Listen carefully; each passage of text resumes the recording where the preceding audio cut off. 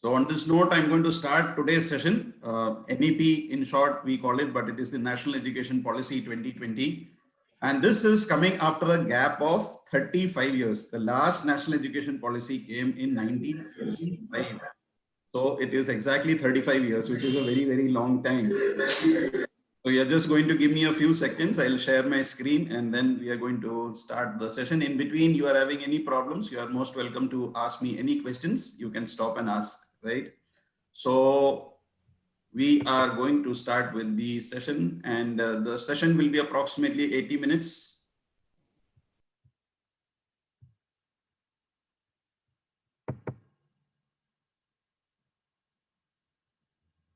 So once the screen starts sharing, I'm sure you are able to see the screen, I think, right?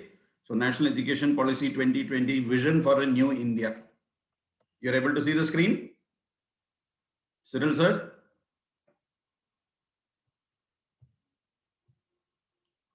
Can somebody answer this? Yes, sir, we can see. Yeah, okay, thank you. So in case there is a problem, sir, in between, please let me know. In case audio or video problem is there, please let me know. Sure, sir. I'll do that. Yeah. Thank you. So National Education Policy, as I said, has been released after 35 long years. So it's a vision for a new India, so every time we were complaining about the Western countries and European countries being so advanced with their educational system. However, we are into that rote learning system for so many years. It was the teacher used to go to the class and deliver some lecture, and the students are supposed to copy it down, memorize that, and then the exam used to be held and the marks used to be obtained. So the new vision for India is to move from rote learning and memorization to experiential learning. So the main concept of NEP is that each child is unique.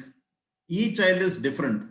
Okay, so far what were we doing? We were doing homogeneous methods for heterogeneous groups. That means you have a very bright child in the class, you have an average child in the class, you have a very weak child in class, you have special kids in the class. The lesson that we used to plan was same for everyone.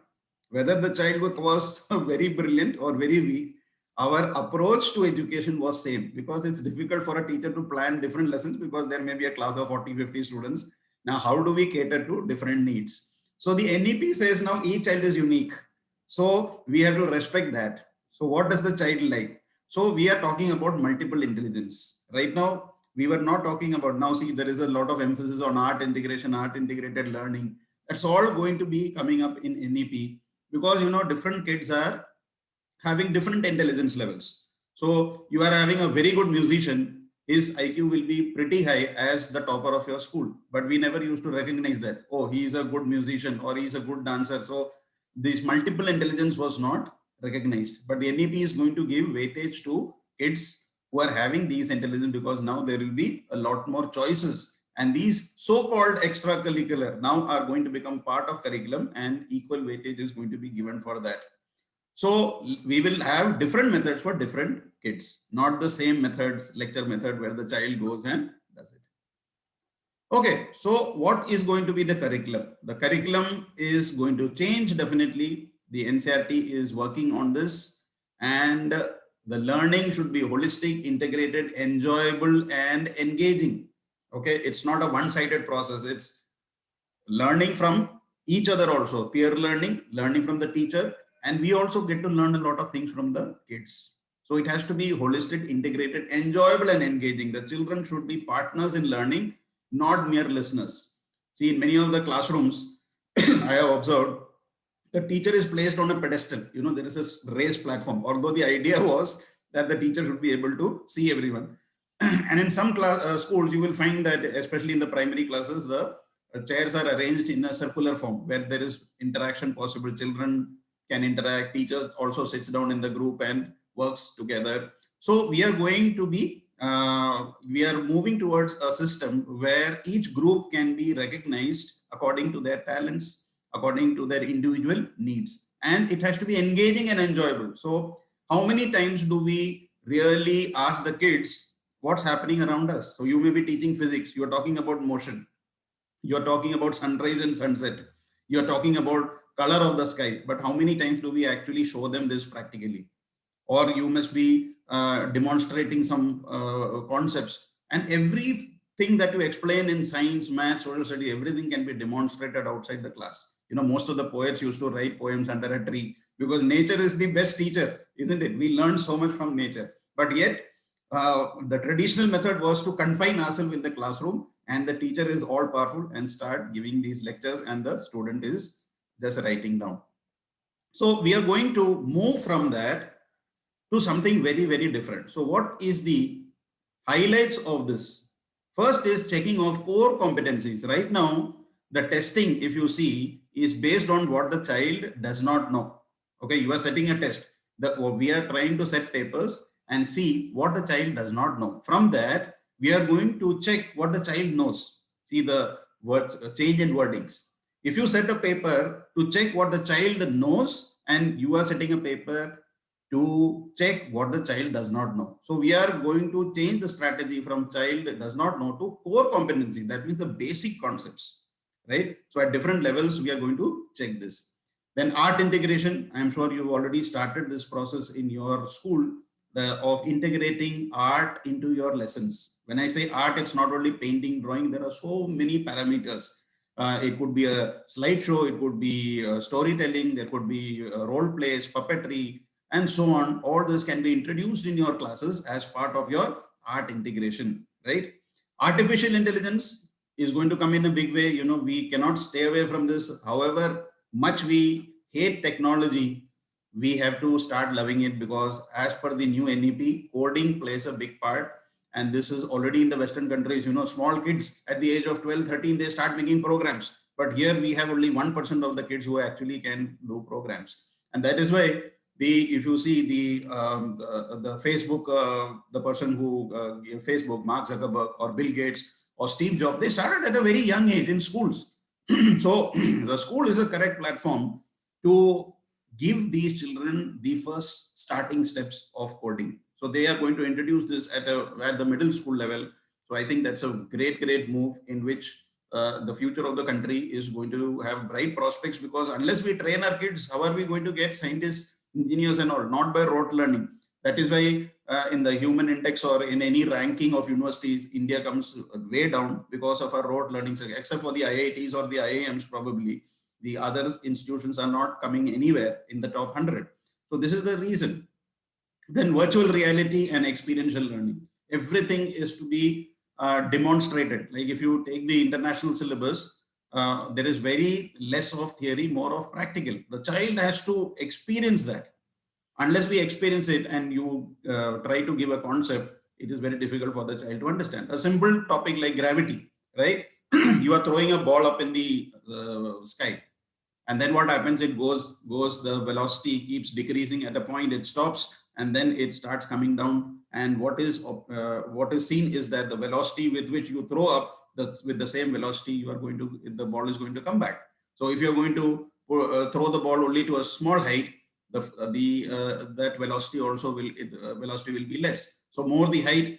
So this is going to demonstrate acceleration due to gravity, so many concepts, but we don't demonstrate it. Okay. So because we just say, okay, if you throw a ball like this and this. So experiential learning is about showing the kids. And when the kids are actually doing processes like this, then what's going to happen? It's going to be more clear to them because they themselves have done it. When you are doing something on your own, then the learning process is complete. If you're just explaining theoretically, then nothing happens. So in many of the subjects, you are having maths practicals, science practicals. And then what happens in many of the schools I have seen, okay, write down this practical without actually performing. So what is the fun in that? Okay, angle of incidence is equal to angle of reflection. Has the child actually done it in the lab and experienced it? Then it makes sense. Okay, so no use writing a practical without actually doing it. So that's experiential learning. Okay, then what are the key principles? What are the key principles? So when I talk about the key principles, the number one is respect for diversity and local context. Now, what is the meaning of diversity and local context? That means India is a large country. So many cultures are existing. So there is a need for unity in diversity, right? But at the same time, your local content. So if you are a school in Tamil Nadu, then that means your local flavor has to come. That means the child has to learn more about your state. The rivers are in your state, the resources which you have, the languages spoken, the dress, the food, the culture, the customs, So when the curriculum is designed, there has to be respect for the diversity. Along with that, the local content has to be preserved, right? Equity and inclusion, no child has to be separated. Okay, this child cannot study with us because of XYZ reasons. No, everybody, whatever caste, creed, religion, whatever is his status, we have to include all children. All children are the gift of God. So we cannot make a distinction in that. So equity and inclusion, which is wonderful as per our constitution. Community participation. Now, this is a very good thing that will be introduced in NEP. So far, what was happening, the teacher was coming into class and taking a lecture, going back. Now, what is the meaning of community participation is that you can involve your local community in coming to the school and taking classes. Okay, you can invite a farmer. Okay, you're taking a class on growth of seeds, what type of soil is required. So the farmer will come and speak to the kids because he's actually doing it, right? He is planting the seed. So what are the precautions? How does he select the good seeds? What does he do to the seed? How does the plant grows? While the plant grows, does he use any manure or pesticides? So all this the farmer can say, or you can call a potter and say how the clay pots are made, and you can call a doctor and tell them about other medical things which are being discussed in your curriculum, right? So many people around you. It could be the parents of students. It could be your friends. It could be teachers from other schools. It could be resource people. You can invite anyone around your community and involve them. So right now we are closed. Okay, the teachers coming to the school and teaching, that's it. But we are not the masters of everything. We don't know everything. So we need to call experts. So community participation means the parents and all the stakeholders can be involved. All your good wishers, well wishers can be invited on particular periods, and then that class can be made more interesting because they have actually experiencing all those, right? And use of technology. We cannot stay away from technology. When the COVID happened, the kids were staying at home, but in spite of that, we learned all the things within a few days or months, right? We know how to use Zoom, Microsoft, and Google, this thing, and PowerPoints and everything. Most 90% of us learned after this, right? So how to prepare a lot of stuff, we never used to do it because the need didn't arise. But now use of technology is here to stay. Okay, not that after COVID, when children are back, then we are going to leave all this. This is going to stay. And whatever you are recording, that becomes, so when you're taking a lecture, some students are absent. So what happens? You will have to repeat that all over again. But if you have a YouTube video recorded, or you have a recording of your class, the child can listen it even before the exams. 5 times the child can listen and understand. So this is how technology has increased our pace of learning. And with the new NEP, what is going to happen? This is going to increase only, right? Okay, so now we come to the basic structure. So what was the existing structure as of now? You're already aware. The existing structure is 10 plus 2. So as per the NEP, now the new academic structure is going to be 5 plus 3 plus 3 plus 4. Now many people get confused. Why 5 plus 3 plus 3 plus 4? They will count this. 5 plus 3, 8. 8 plus 3, 11. 11 plus 4, 15 years. And I have seen many articles even in the newspaper saying that from 12 years, the education system has increased to 15. Okay. So have you ever wondered how this 15 has come? It is because in 10 plus 2, anybody wants to answer that question? How did this 15 come instead of 12?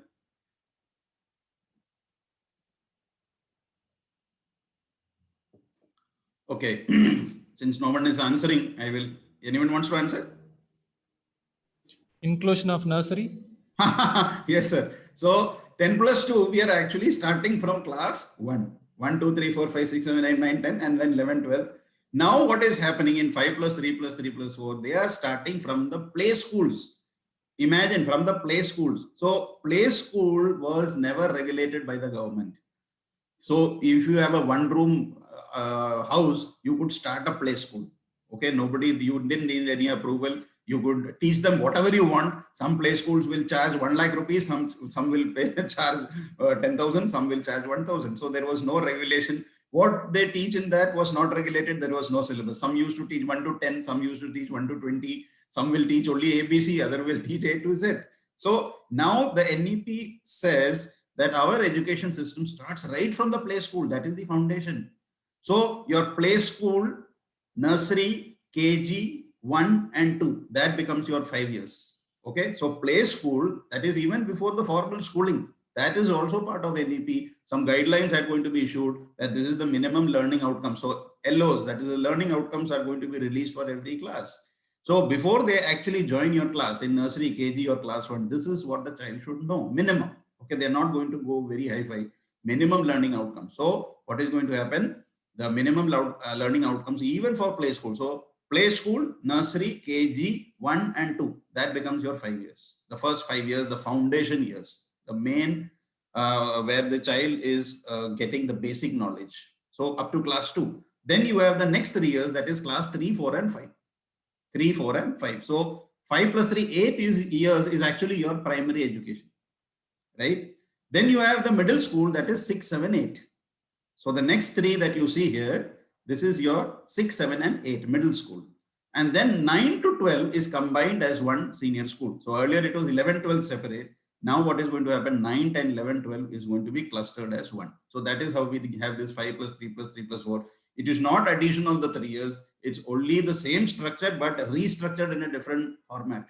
So you are actually completing the same thing only, but now the play schools have been introduced into this. So that is why it is called the 5 plus 3 plus 3 plus 4. Okay.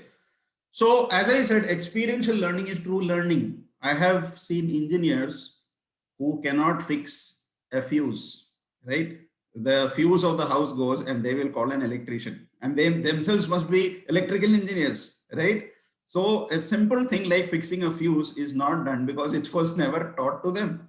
And so this is what experience. So you have a lot of concepts on short circuit, what is fuse, what are the characteristics of fuse, what is the fuse wire made of, what should be the characteristics of that, what is the function of fuse. You draw a lot of diagrams, explain, but they never know how to repair it because there is no experience. So experiential learning is actually doing it, not learning it in theory.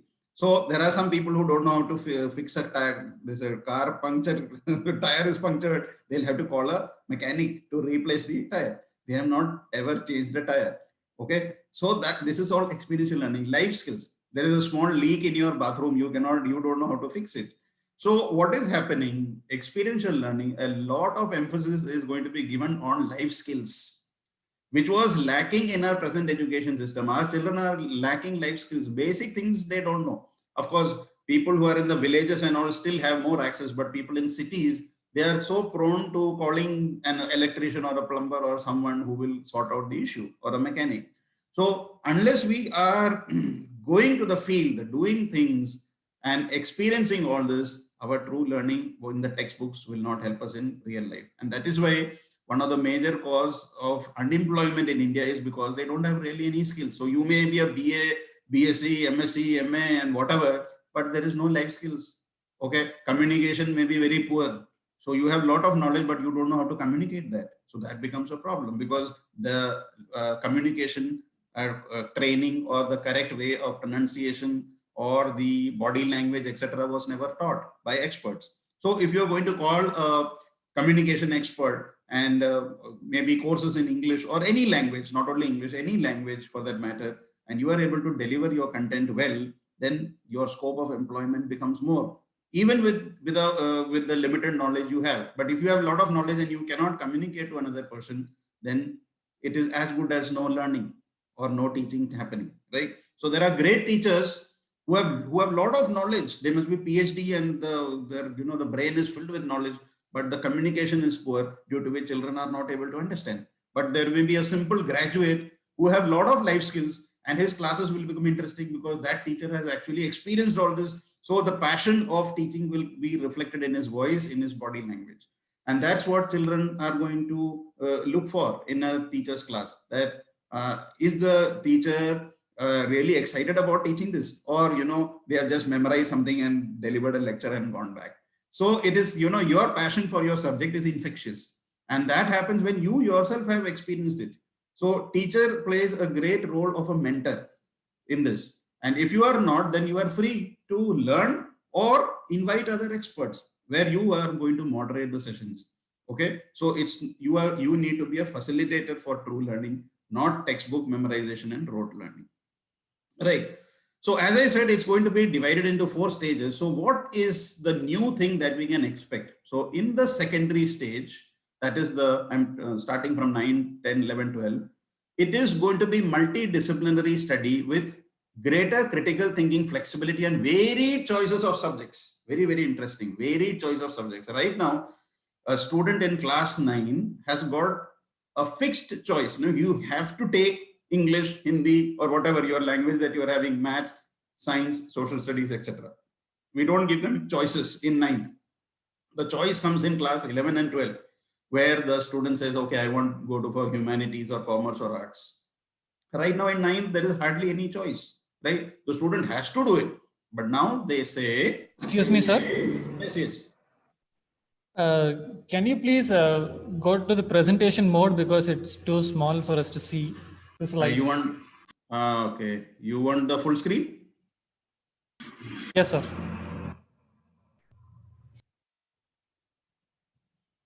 Is it okay now? Yes, sir. Thank you so much, sir. Yeah. So, as I said, the multidisciplinary study, class 9, we are going to give more options. We are going to give more options.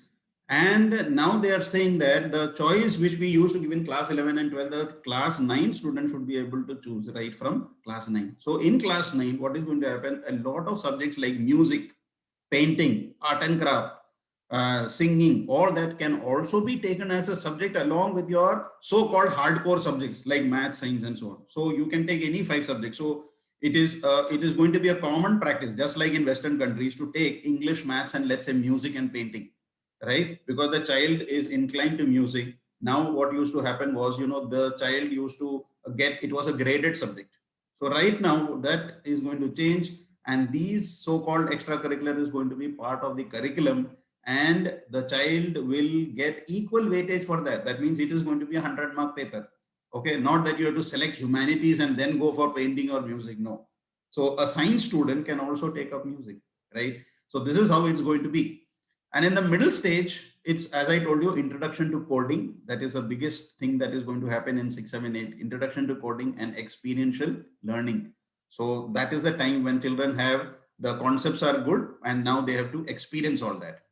And then comes your next, that is the preparatory stage. That is the class 3, 4, 5, the playway and discovery method and interactive learning. Okay, sit down in small groups, discuss things, role plays, puppet shows, storytelling, allow the children to interact more, and they will play with the clay, play with sand, they will make cardboard structures, 3D shapes. They can do a lot of things by playing and discovering and interactive learning. So that means peer learning. So not only what the teacher is saying, but also that.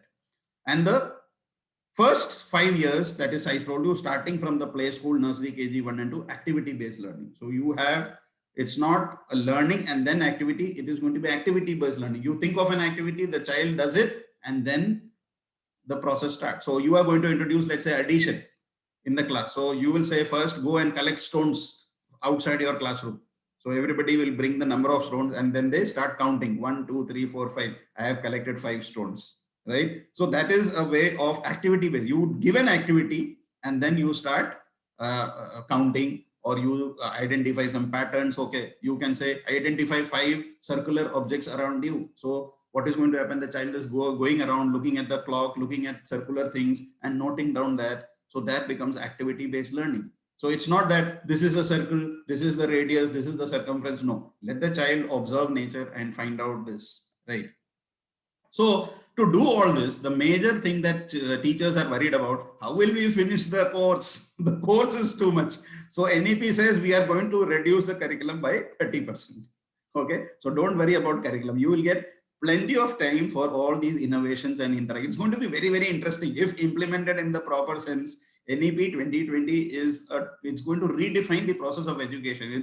It's going to be very, very interesting, not only for the student but for the educator, provided you know how to conduct your classes. So it's not going to be curriculum based only. So it's going to, because the curriculum is only going to test our basics and fundamentals, not the detail. Some people, teachers have this habit of setting questions like this from somewhere in the boxes, or children don't normally read. There will be one question from there and the child is not able to understand, and the teacher is excited. Oh good, I have set a question where nobody has answered. So from that mode we have to change to Testing of basics. So if you have taught a chapter, is the child knowing the basics and the fundamentals? That's enough for life. Okay, no need to go into intricate details. That's okay for good, but every child need not be tested on it, because we are going to go with the minimum learning outcomes. Give them more experience of learning rather than testing them and finding out what they don't know, right? So we are going to promote the spirit of inquiry. Let them ask as many questions. Some teachers get irritated. Hey, don't ask too many questions. That guy always keeps disturbing me in the class. He asks too many questions. Those are the guys who actually make it in life, the people who question. And then what happens? Everybody ridicules the peer. This fellow is still disturbing in the class, sit down. The teacher may ridicule, the other friends may ridicule. Then what is going to happen? The child will never ask questions. If you see a small child, if you 2 year or 3-year-old, how many questions the child asks the parents? What is this? How does it work? As the child grows, everybody says shut up, shut up, shut up, and the whole spirit of inquiry is gone from the child. And school also same way, the child is asked to shut up. So we are taught to shut up, and then what happens is that the spirit of inquiry is dead. Nobody is able to ask questions, right? So we have to promote the spirit of inquiry and discovery in our kids. If you see the list of inventions,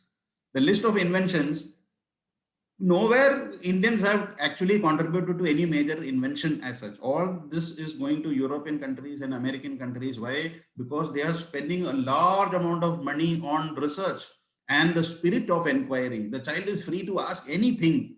Okay, if the teacher and the student is on the same platform.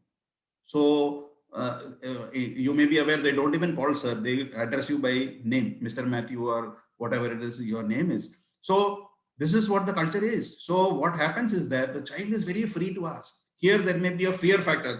Teacher is very strict and you are afraid to ask, or the teacher may ridicule you, you are afraid of asking, or the teacher is discouraging you, or the children make fun. Always it's not the teacher, or the child may be an introvert, shy. So all these are problems which we have to remove in NEP 2020.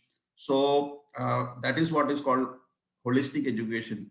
We have to look into the child, what the child needs. The teachers also prepare accordingly, and then there are going to be a lot of development in the classes. Interactive teaching with reduced dependency on textbook. Never go to a classroom and start reading textbooks. That's the most boring thing that can happen. Whatever subject is there, of course, in literature and English and Hindi, you may have to read chapter. That's okay. But when you read a chapter, always have your inputs. But never in math, science, and even in social sciences, you can explain the whole thing in your own words. Probably reading is just a part of that. You can keep it to 10%. But the explanation, you are reading a poem in class, but you can explain it, you can make it so dramatic that the children are taken into a different world altogether. It's up to the teacher to take the child into that space, into that dreamland of that story, where the child enters into that characters, right? So you could do a role play where each child actually gets into the character of that person and starts emulating his characteristics. Or you yourself could get into the character and speak like that character. So that brings a lot of energy into your classes, right? So it has to be a lot of interactive teaching with reduced dependency on textbook rote learning. Never encourage the child, okay, underline this. This is very important. This will come in the exam. I'm going to ask you a question. Just remember this. This will come in the exam. So that is rote learning, mugging up things. Okay. So from rote learning, from memorization, we have to go to better forms of education. So creative, collaborative, and exploratory activity so that students enjoy learning, not copying from Wikipedia. Okay, I want you to make a project on this. Everybody going to Google and copying the same damn thing. So 40 projects are having the same thing because they have copied the whole thing from there. So exploratory activities. So what do I mean by exploratory activities? Give the child imagination to think.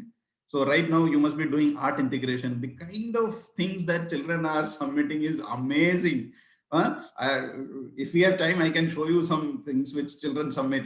Amazing creativity. I mean, you can't even think. Children are much more creative than we are. So give them the freedom. Okay, life cycle of a butterfly. You just give them the topic. See how you can do this. Some people are using clay. Some people are using fruits.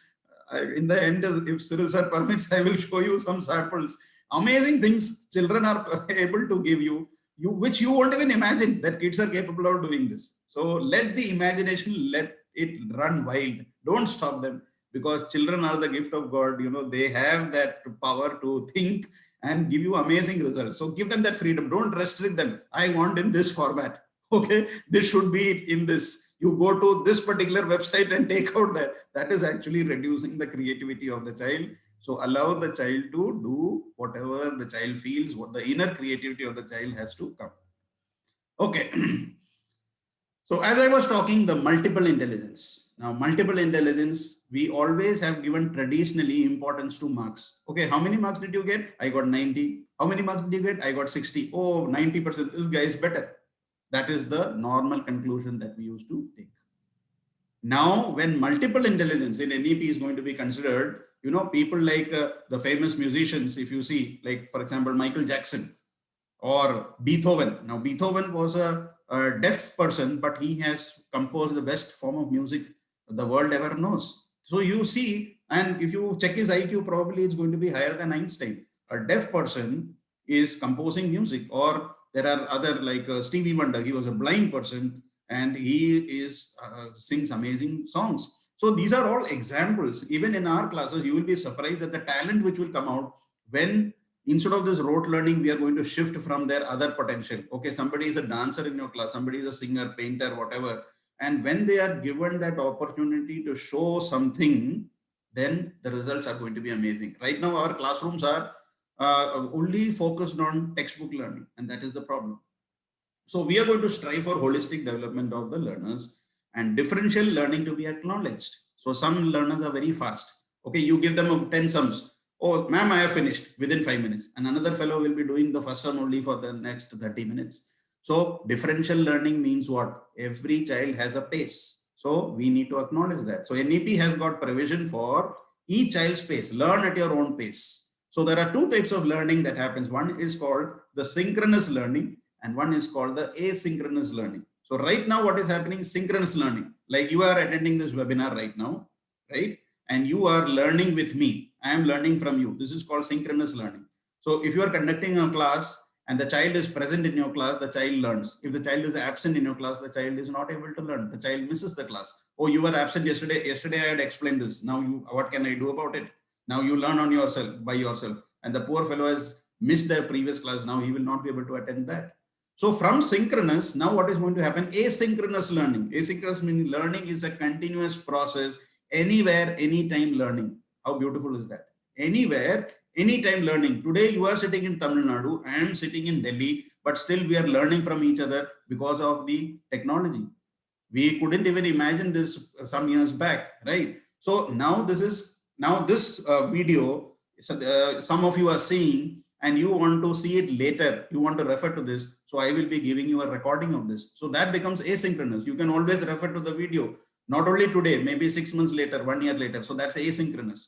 Just like you must be doing courses from the Diksha app, from CBSE portals, right? On the Diksha. So all that, what is going to happen? It's asynchronous learning. Okay, one teacher is learning in the morning and finishing by night. In one day, one course over. Another teacher may be taking 5 days. That is called asynchronous learning. So same way, when the government is giving provision for teachers to learn asynchronously, then we should also give that freedom to our students. So NEP 2020 emphasizes that differential learning is to be acknowledged.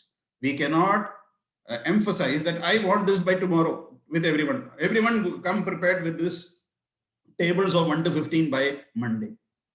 One poor fellow in your class may be unable to do it, although in spite of his best efforts. And then, although corporal punishment is banned, there may be some teachers who are very strict, ask them to leave the class or take some punishment which is not as per the law. We are not supposed to do that. So this is what happens. So we expect a lot from our kids. Do this by this, without understanding that different children may have different needs. There may be problems at home. The poor child may not have eaten for that day, or his father must be without a job. So we need to be sensitive to the situations of the family. We need to be sensitive to the needs of the child, and we need to be, emotionally connected to the child. We need to build that rapport. So we know exactly, okay, this child, if I tell them that child to do by tomorrow, it's difficult because of this problem. The child may be a slow learner. So give them 1 more week. What is the hassle? So learn at your own pace, anytime, anywhere. Okay, if you are recording your class, see, kid, I have taken this class today, but what you can do, I have this recorded on my YouTube channel. So what you can do, you go, when you are free in the evening, just listen to the class once more. And if you are free to day after tomorrow, listen to it again. If you have doubts, then you come back to me. So you are, what are you doing? You are encouraging the child for asynchronous study. Okay, so now focus on learning objectives and subject integration. So good news for people who are into sports, arts and all, it is going to be integrated with all subjects. So far the sports teacher used to say, oh, I am sports teacher, I will be in the field, I will not do. Now what is going to happen? Sports and arts are going to be integrated. So you can involve sports. Now sports has a lot of science and maths in it. Okay. What is the weight of a cricket ball? What is the size of a basketball court? What is the weight of that? What is the radius of a ball? What is the force with which we have to throw? What is the angle with which we have to throw a shot put so that it reaches maximum distance? How to measure distances? How to create tracks? All this is mathematics and science, right? So a lot of sports can be integrated into your daily teaching, even for subjects. So you organize a match between two and you are writing the experience of that match in English and Tamil or whichever language is there in your school. That sharing of experience, that it's experiential learning. You not only played the match, but you're writing that experience and expressing yourself. So art, sports and ICT to be integrated with all subjects. Every subject can be integrated without exception. If anybody has a doubt, they can ask me. I can tell you in every subject how to incorporate it. Anybody is having a doubt so far? At any point of time, please stop me and ask. I have no problem. Is it okay? Yes, sir, you can continue. We are following you. Yeah, thank you. Then development of scientific temper, promoting human and constitutional values. Human values. Now, human values are, what to say now? People are not respecting others. If you read the newspaper, you don't feel like reading, because what are the atrocities on women, on children, on old people? It's disgusting. Where are we heading to? Are we really human beings? I mean, when the World War was over, we thought that the worst of humanity is over. But every day newspaper, we see worse and worse news. Who's to be blamed? Who's to be blamed? Are the parents to be blamed? Our education system is to be blamed? Are schools to be blamed? Who's to be blamed? The society in large. Why? Because we are not able to create that emotional connect in our schools. Okay, today they are friends. Tomorrow, why are they killing each other? It shows that there is no tolerance for caste, sex, there's a creed, religion, all that. Okay, you find that, okay, this fellow is belonging to this caste, so I will not sit with him. So it speaks on the society at large. So what are we going to do? Promoting human values is very, very important, and NEP is going to emphasize. I'm glad that they have brought this again and again, promoting human and constitutional values. So we are in a country like India, which gives equal way of this consideration to everyone. Nobody is above the law and everyone is equal before the law. How wonderful is that? So we are proud Indians because of this fact, because of our constitution, and we need to promote that in our children. Our children should stand for us whenever the need is, for their teachers, for their school, for the people around them. And okay, so that, you know, when it spreads from 10 to 100 to 1000, that becomes a mission. So the mission for NEP is that no hard separation between curricular and extracurricular subjects.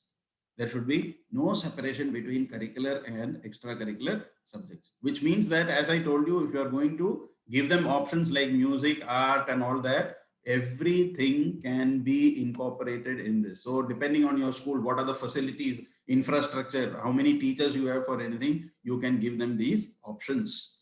Vocational skill development, I think that is the most needed thing in this NEP 2020. Give training to our students so they get jobs. What are they going to do with all this memorization and giving exams? I've got 90%, but they don't know how to do what, which officer is going to give them a job without skill? So give them skills, give them training in computers, give them training in something which they can apply in real life. Otherwise, all this is going to create, just degrees, that's all. Earlier, there used to be a fashion, if you see, some 20 years back, sir, can I have your visiting card? And his visiting card will be full of degrees.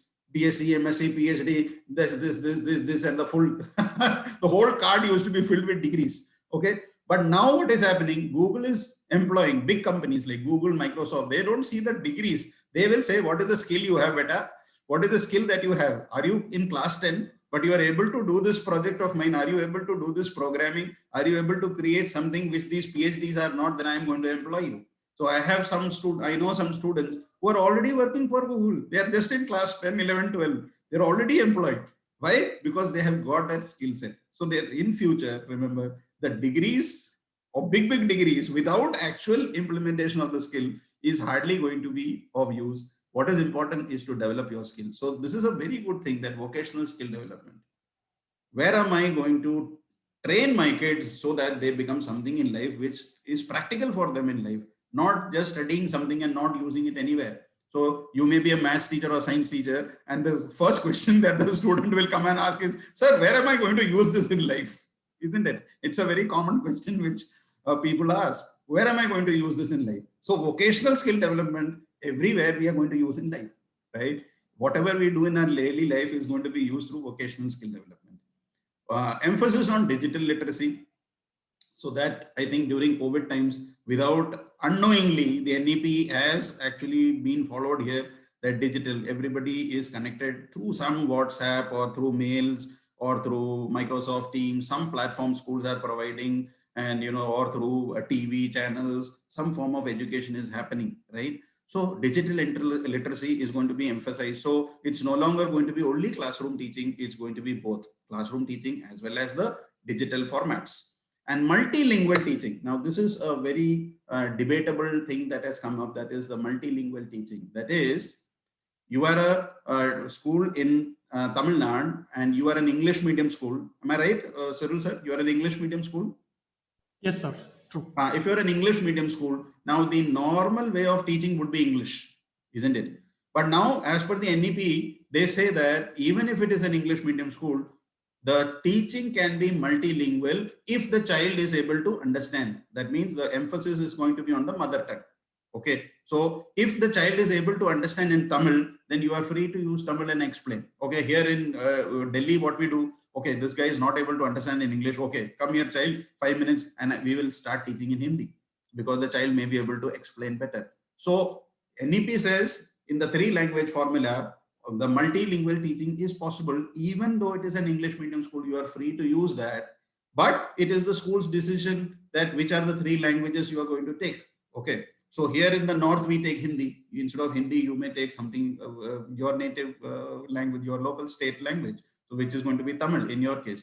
So when you're taking up that subject, okay, then what happens? The child, if the school feels that the child is able to understand better in the mother tongue, then please do ahead. If you think that English is going to be a better medium, then take up English. So the idea is that the child should learn, but the school should give, and the government is giving freedom of multilingual teaching when it is going to be implemented, especially not in senior classes, especially in the lower classes.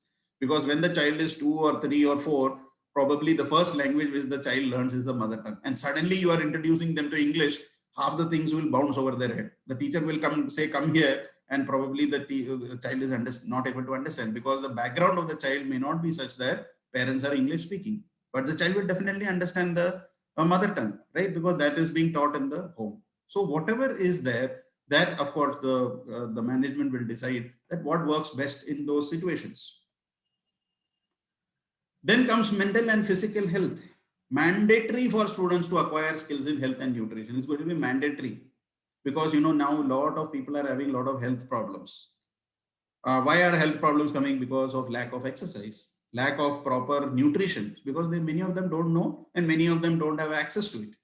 Reducing weight of school bags. Already the notification has come out that for different classes, what should be the weight of the school bags. Otherwise, poor kids, I have seen class 1, 2 kids, with back breaking load with 15, 20 kg. Poor children used to carry all that. So that's going to be reduced.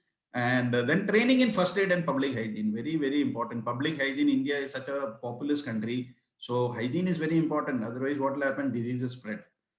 Even a simple flu or fever or whatever is there, there are some precautions that we can take. And first aid is very important. Child falls down. What the children around only should be able to give the first aid, not rush to a medical room and sought the help of a nurse or doctor or a teacher. So they should be given training in first aid. What happens in such situation? What happens if there is a fire? What happens if there is an earthquake? What happens if the child falls down? what happens in burns, all this training is given. Then hire counselors, because certain things are beyond us teachers. We are not trained psychologists or counselors. So we need professionals who can deal with special kids. They need to be counseled separately. So it is important that we have specialists who can take care of this. Focus on children with disabilities. So far, many of the schools, they used to refuse admission. Oh, this child is disabled, we cannot take admission in our school because of this reason. And there will be other children may laugh at him, he will not be able to adjust, so we are not able to take the admission. Our school is not equipped, we don't have ramp, we don't have this facility, that facility, and they used to excuse. But now the government says that children with disabilities also should be included in the regular schooling. There is no separate schooling required for them, unless of course it's the degree of disability is to a great extent where it is not possible. That is a different thing. But with some form of disability, especially physical handicap, all those can be adjusted in our regular schools, and we need to create infrastructure, some basic infrastructure for that. I can tell you example in my school, we don't have great infrastructure for disabled kids, but we always used to do what, when the child, there used to be a disabled child, we used to shift that classroom to the ground floor. So as the child used to come from 6, 7, 8, he ultimately passed out of school, every time he used to get promoted, that classroom we used to bring down. So small adjustments we can make. Otherwise, when he was a small child, I remember his father used to carry him, and then bring him to top floor, because he was small. And then when he became big, obviously it is not possible for the father to carry that, grown-up son.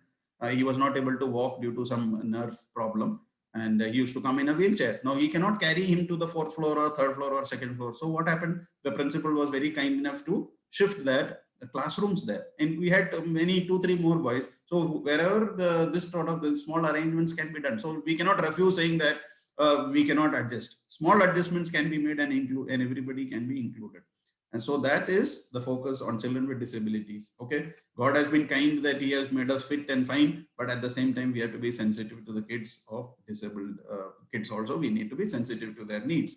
So it has to be an inclusive and caring culture in the schools, right? So are you all tired? You need a break, or shall we go on, sir? Normally after half time I give a break, but if you say, I can continue and finish off. Cyril sir, are you there? Sir, we'll take a break of 5 minutes, sir. Yeah, so we can take a break of 5 minutes and then we can join back after 5 minutes, right, sir? Sure, sir. Thank you so much, sir.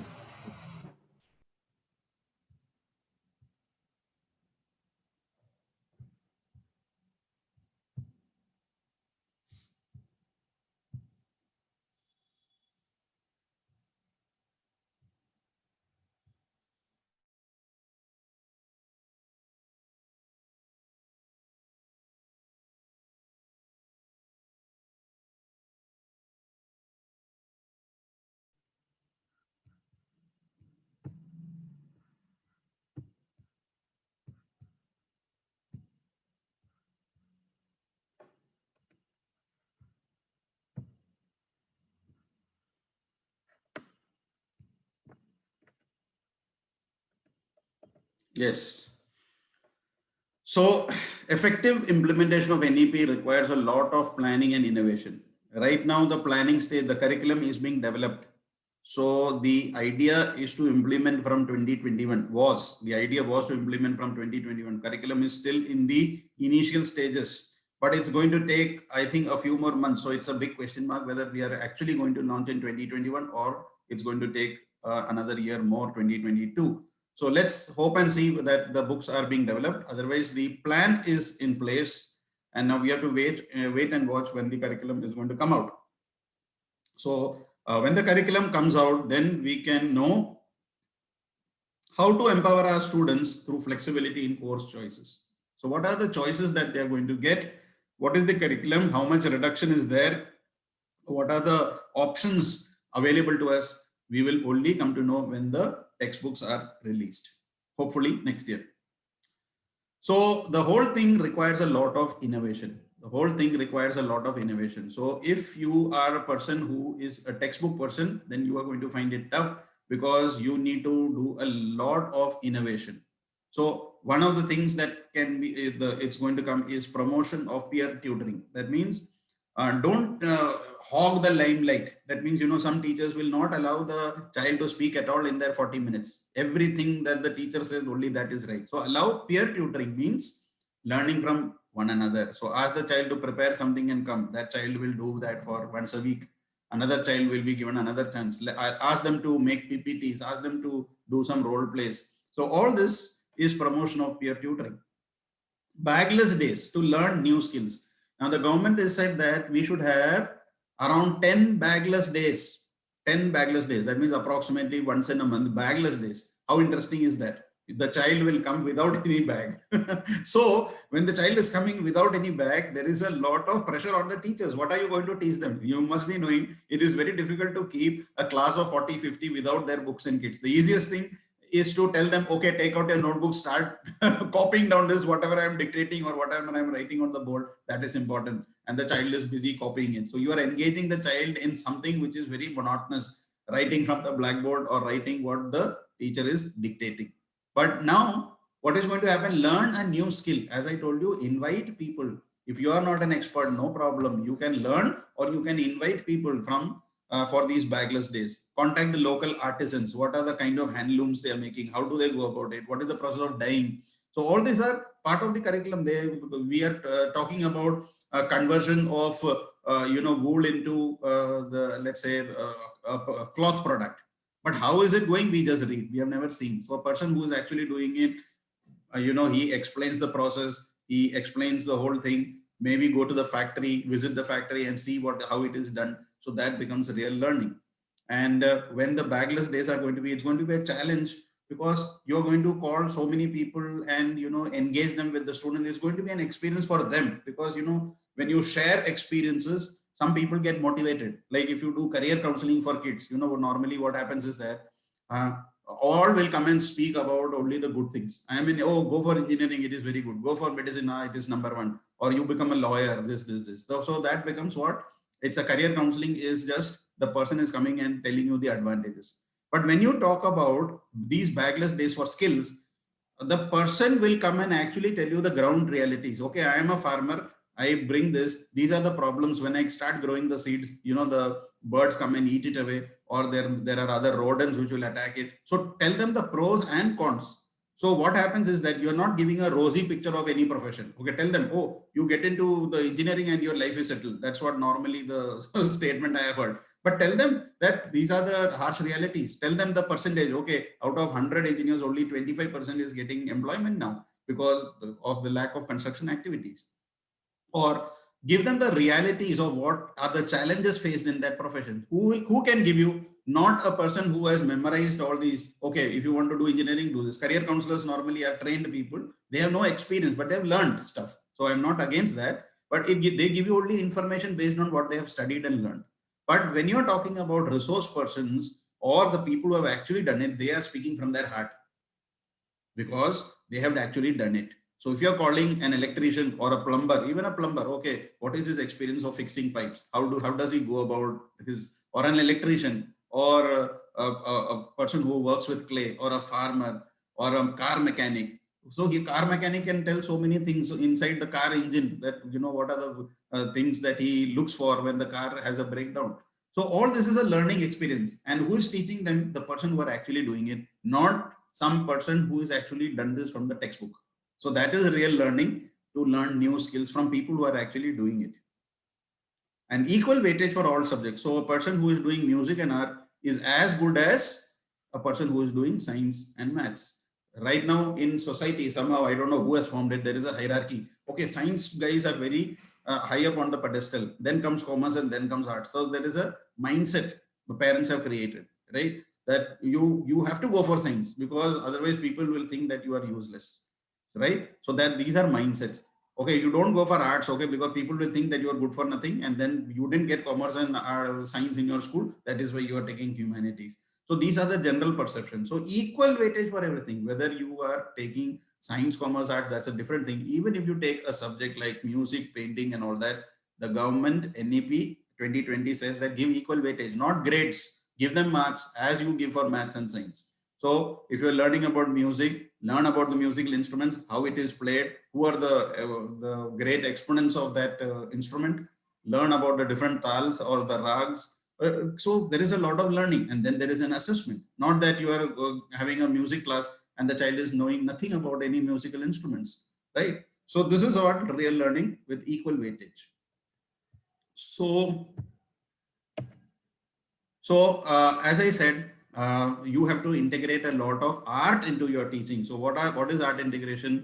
And already the government has emphasized. In fact, this year, if you are a school with having up to class 10 and 12, it is mandatory for you to do an art integration project up to class 10, without which you are not going to get your admit cards, right? And if you are a school up to 12, then art integrated learning has to be recorded in that site for getting your admit cards for 1 to 12 students.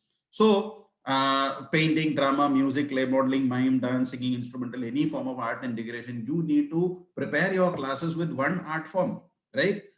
So if you look at the circular of Ek Bharat Shresth Bharat, Tamil Nadu is clubbed with one state. I hope you're aware of that. Which is your paired state? Anybody knows? Like in Delhi, we are paired with Sikkim.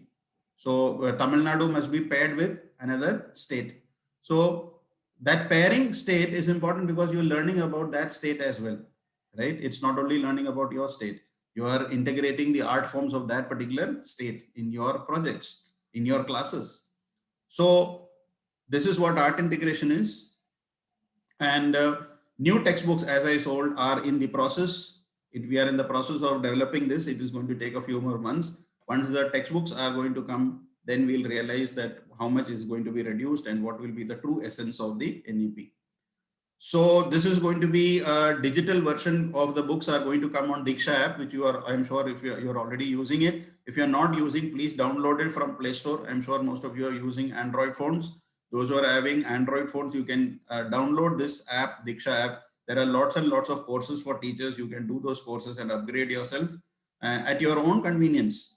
And if you are not having an Android and you are having an Apple, then I'm sorry, it is still not available on the iOS platform. But for all Android phones, you can download the Diksha app, and very, very good courses are there for all teachers. And so the digital version of these books will be available on the Diksha app.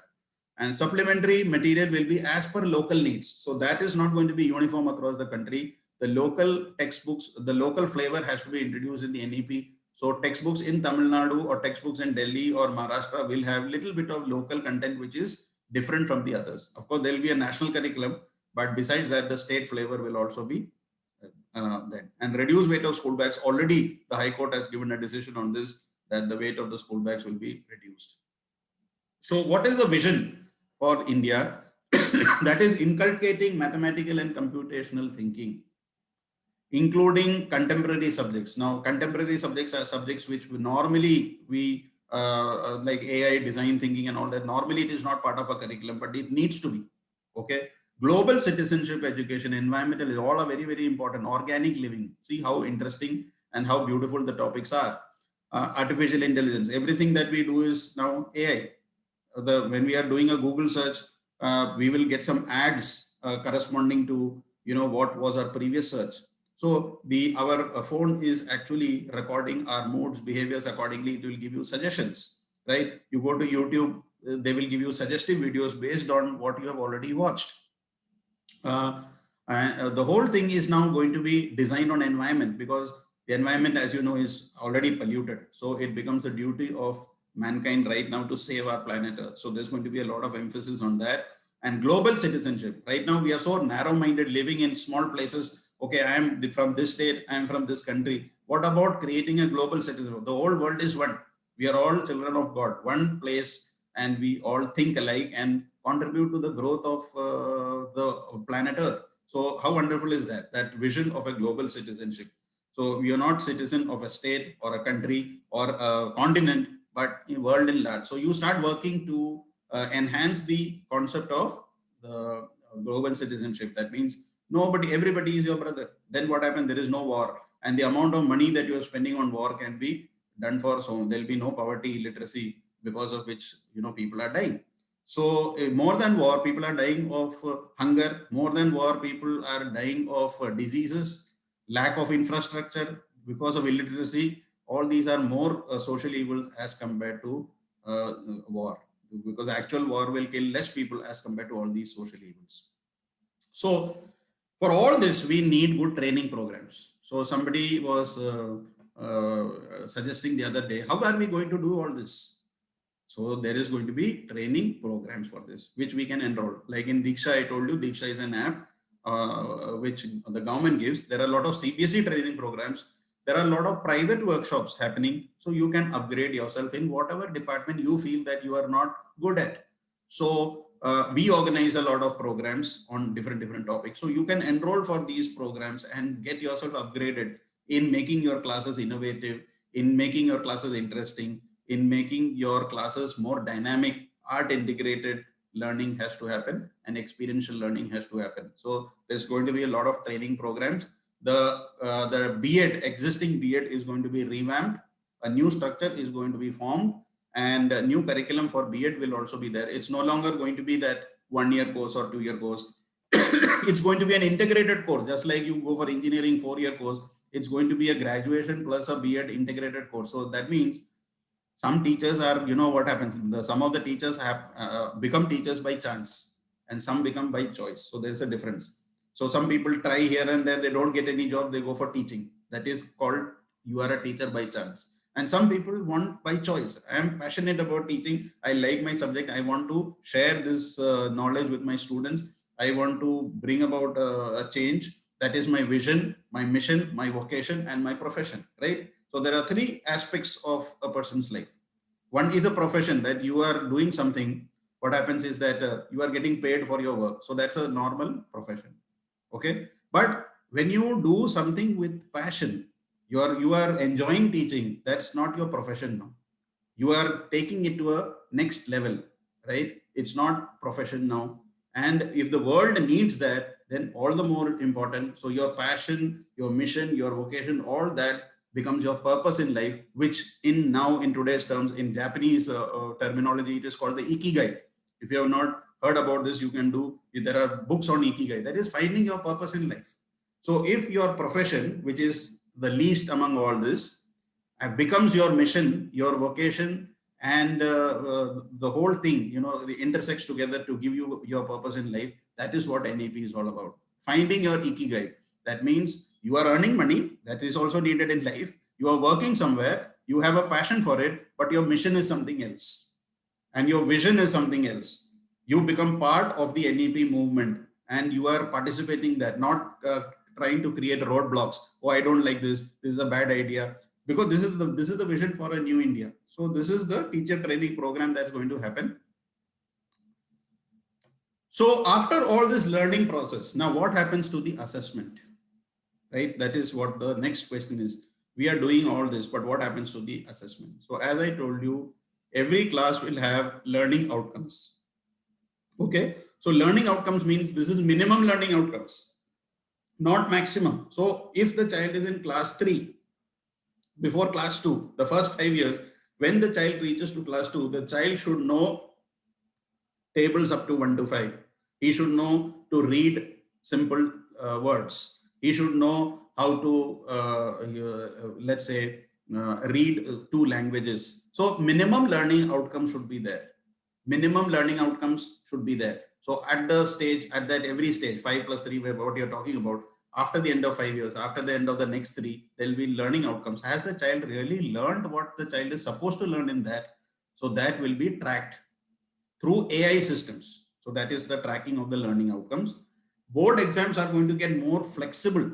Already, if you see the IITs, IIT was held once in a year, and they have already now increased to multiple times. So you see the flexibility that is IITs are offering now. So boards are also going to be flexible. So the proposal is that now board exams can be taken twice a year. That is just a proposal I'm saying. It is nothing, nowhere implemented as of now. So which means that if I am prepared with my course, I can give the test in December also, and I can give it in March. If I'm prepared with 2 subjects in December, I can give 2 subjects now, and the remaining I can give in March.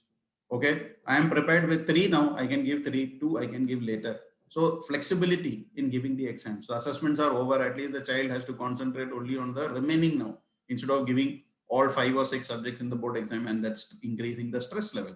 So if I'm prepared with 1 or 2, I can give it. So they're working out a detail where more flexibility is given and the child can attempt it in 2 shots, not in 1 shot continuously. So as I said, there's going to be an AI-based software to track the progress and enable them to make optimal career choices. So since they're going to track the child's progress right from the play school up to class 12, the AI will be able to identify what is the characteristic of the child, what is he good in. So accordingly, careers can be decided easily based on that assessment. And National Assessment Center will bring about synergy between various boards. Now there is a problem that CBSE is doing something, ICSE is doing something, state boards are doing something. So the National Assessment Center has been roped in to bring about synergy, cooperation between the 3, so that the NEP can be introduced in the true spirit across all boards. And the National Testing Agency, that is the biggest agency for testing, which are already doing the big competitive exams, they are going to give you high quality aptitude testing, which is eliminating the need for coaching of exams. So coaching centers are a big business. So what is going, they are offering a lot of aptitude testing and they take thousands of rupees sometimes.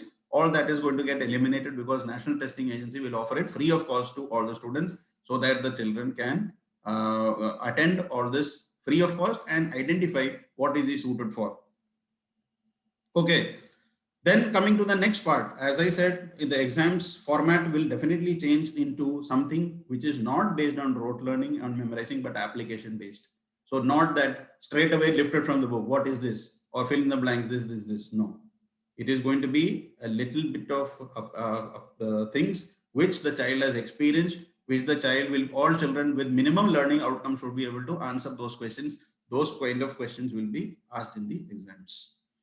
And after the assessment, the next part comes the progress report card. So it's not going to be a report card just made by the teachers. Right now, what is happening? A report card is made and that is by the teacher and given to the parents. That's it. So a holistic progress report card will be made. So it's going to be a 360-degree multi-dimensional report. That's what they say in the NEP report, 360-degree multi-dimensional report. So what does it mean? It means from 4 corners, 360 degrees. So your degrees will be, first is self, peer and teacher assessment. So right now what is happening, only teacher is assessing it. Now you will have a peer assessment. What do the others think about you? Very important, because man is a social animal. You cannot work in isolation. You are working in an organization in groups.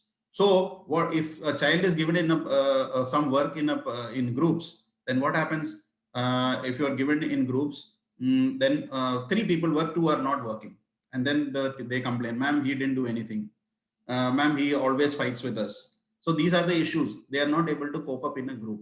So that is the peer report.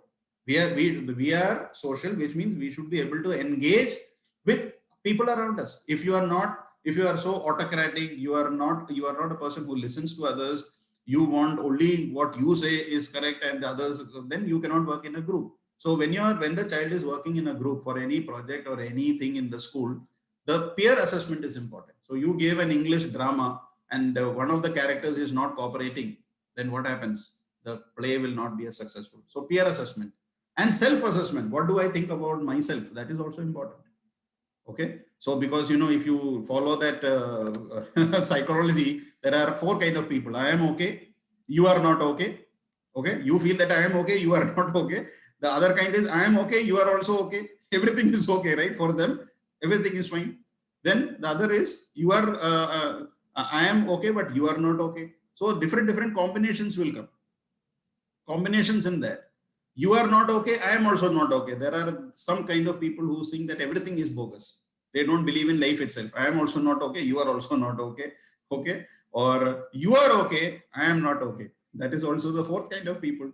So we have different kind of people. So that is important. What do you think about yourself? Am I a good teacher? Am I putting in effort? Is my passion showing in my classes, or I am just coming to school for my salary, not giving my lectures properly? Are children interesting? Am I compassionate to them? Am I sympathetic to them? Am I empathetic to them? All these factors will decide your assessment, self-assessment about yourself. So the child is going to self-assess. The child may feel he is very good, but the peer assessment may is very bad. So the gradings will differ, you see. So when you work in a company, then what happens? In corporate and all that, they will give you promotion. And when they give you promotion, the boss has to think you are good. Then self-appraisal, you write your own thing. Okay, I did this, I did this. This is what you think, but this is what your colleagues think. This is what your boss thinks. All this is combined, and then you get your hike in salary in corporate sectors. So here, something like that is going to be introduced: self, peer, and teacher assessment. So that is called a 360-degree assessment, not only by the teacher. Teacher is not going to give you the final grade. It is a 360 degrees from peer and self also. So the reflection has to be on cognitive, socio-emotional, and psychomotor domains, not only on the studies, but on other issues, a reflection on that. Projects and portfolios, you're already doing that. So that is one of the way to identify whether kids are understanding what you are speaking in the class. So a project or a portfolio is a record of what you have done in the class, is a very good way of collecting an evidence for your classes, right? That's an evidence, that's a learning outcome. So you have a learning objective and you have a learning outcome. So a project is a learning outcome of your objective. So if when you're making a this thing lesson plan, you have a learning objective. Okay, when I complete this session, my students should know this, and then they submit a project. Then you analyze the project and find that the learning outcomes are not up to the mark, or the learning outcomes have exceeded the learning objectives. So depending on what sort of projects are being submitted. And then the active involvement of parents. Involve parents. There are some parents who are ready to help in various aspects. They may be professionals, they may be counselors, they may be people in well placed in society, they may be farmers, they may be doctors, engineers. Call them for career counseling, call them for other skill development. They are going to help you because they are stakeholders in your school. They want their kids to do well, and they'll be more than happy. So involvement of parents is encouraged in the NEP 2020. So overall, we are going to look forward to a changed curriculum. Overall, we are going to use a changed curriculum where each child is recognized and allowed to bloom. No child is to be neglected. Every child is to be recognized and allowed to bloom. That is the whole purpose of the NEP 2020. So with this, I end my presentation, and I'm free. You are free to ask any questions. If you are having any doubt, then I will be more than happy to answer that.